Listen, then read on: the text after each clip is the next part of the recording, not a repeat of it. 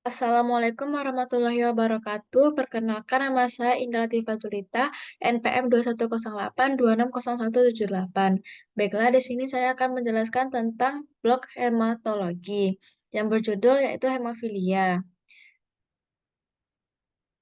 Jadi, hemofilia itu adalah penyakit perdarahan akibat kelainan valkoagulasi ya, yang bersifat herediter, sering ditemukan gangguan pembekuan darah.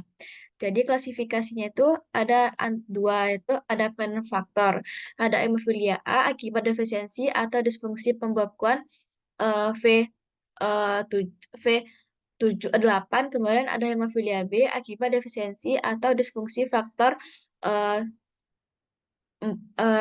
6. Kemudian ada hemofilia C merupakan penyakit perdarahan akibat kekurangan faktor 6 yang diturunkan secara autosomal resesif.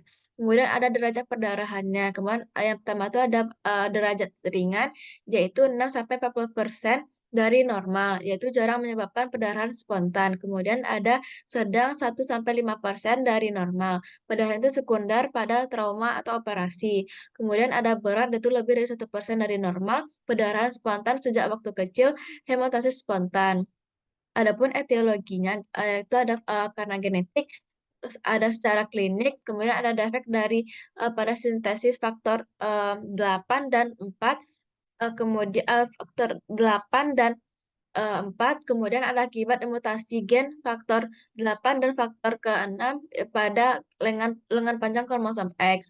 Kemudian ada faktor risikonya, ada karena tipe mutasi, karena berat ringannya derajat hemofilia, kemudian ada riwayat keluarga yang pernah mengalami dan serupa maupun hanya gejala klinis. Kemudian karena ada ras, kemudian adanya intensitas dan cara pemberian terapi pengganti, kemudian ada topik brand 6. Dan kemudian proses pembekuan darah atau kasdal koagulasi. Nah, itu yang pertama tuh ada karena Eee, reaksi kas diet koagulasi adalah faktor-faktor pembekuan yang memberi sinyal satu sama lain untuk melakukan reaksi, berantal yang cepat. Yang pertama itu ada faktor intrinsik, yaitu aktivitas kontak atau kerusakan permukaan, yaitu aktivitas faktor, mmm, 7, ada faktor 6, faktor, 4, dan faktor, ke-8. Kemudian ada faktor ekstrinsik, yaitu ada, tisu faktor, Reels atau trauma dan radang. Kemudian dimulai dari faktor ketiga, isu faktor ke-7. Faktor intrinsik dan faktor intrinsik setelah, diaktifasi.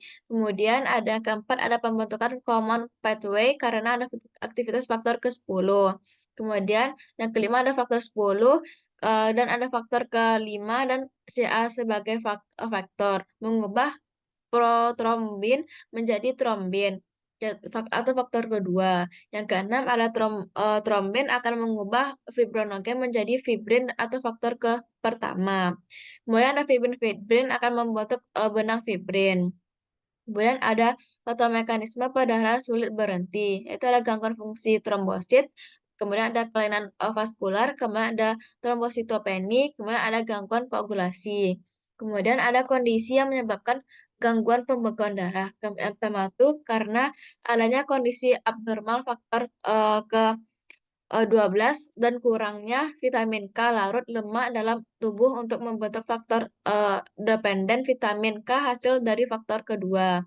Kemudian vitamin K mengganggu faktor ke eee, 7, kemudian kurangnya kalsium mengganggu faktor ke-4 atau kalsium terosinasis untuk pengaktifan faktor ke 9. Untuk faktor ke-10 untuk konversi protombin menjadi trombin. Kemudian ada kelainan pada kromosom mengganggu, yaitu ada faktor ke-8, ada kromosom X, kemudian ada faktor ke-5, pengkodean kromosom pertama, kemudian ada faktor ke-3, untuk atau kromosom pertama, kemudian ada faktor, ke-10, kromosom ke-13, kemudian ada faktor ke-11, yaitu kromosom ke-4. Kemudian, ada, tentang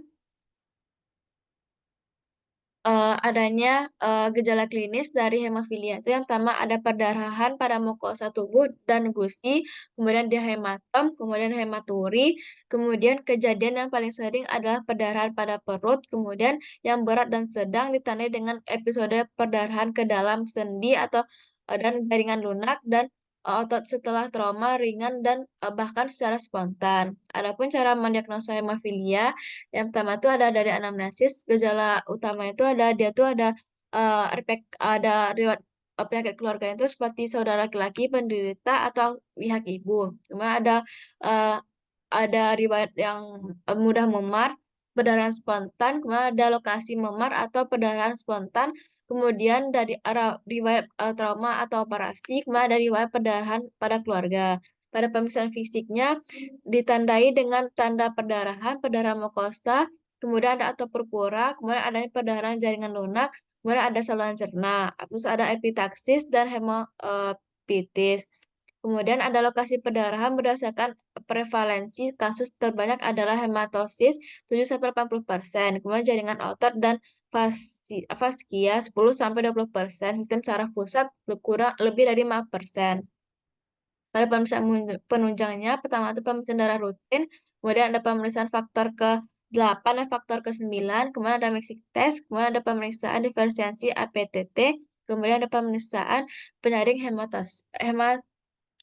hemostasis. Kemudian ada diagnosis sebandingnya, kemudian ada kalau hemofilia A dan B, dia itu defisiensi faktor ke-9 dan faktor ke-12. Kemudian kalau hemofilia A, dia itu ada penyakit non-Felibrand. Kemudian kalau hemofilia B, dia itu penyakit hati, pemakaian, warfarin, terus dia defisiensi vitamin K, dan sangat jarang inhibitor, faktor ke-9 yang didapat. Dari tata laksananya, kemudian kalau farmakologi bisa perdarahan akut dosis, konsentrasi faktor ke-8 adalah 50 IU per kilogram, kemudian dosis faktor ke-10 adalah 10 sampai 30 IU per, eee, kilogram badan. Kemudian, kalau propalisasinya itu kemudian hemofilia A, faktor infus diberikan dengan dosis 5 sampai 40. Kalau hemofilia B diberikan dalam dosis 20 sampai 40, 2 minggu sekali.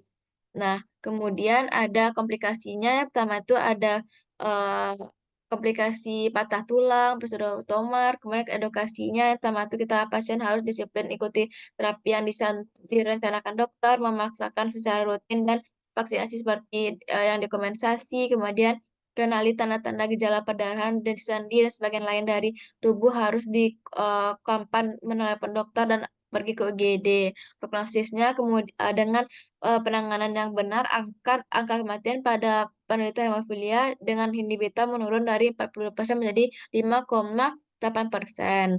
Kemudian ini referensi yang saya gunakan,